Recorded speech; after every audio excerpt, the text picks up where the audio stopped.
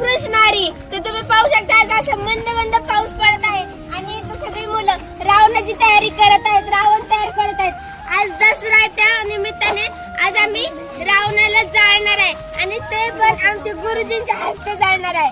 आणि इकडे तुम्ही पाहू शकता आपल्या काही मुली रावणाचं डोकं तयार करत आहेत. तर तुम्हाला कसं वाटतं तयार करताना, तुम्ही सगळं काय करतात? खूप छान वाटतंय. खूप छान वाटतं श्री होली, कारण आज आम्ही आमच्या संस्थेमध्ये दसरा हा सण साजरा करते. मला तर असं माझं वैयक्तिक म्हणणं आहे की आमच्या घरी जेवढ्या उत्साहाने दसरा साजरा होत नाही ना, तेवढं असलं भारी तो दसरा साजरा होतोय. एक नंबर वा.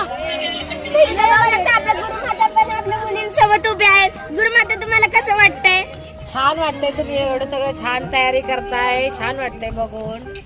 तर तुम्ही पाहू शकता आपल्या संस्थेत किती आनंदाचा आनंद आहे. मग तुम्ही पण या आमच्या संस्थेत दसरा साजरा करायला. तुम्हाला दसऱ्याच्या खूप खूप शुभेच्छा.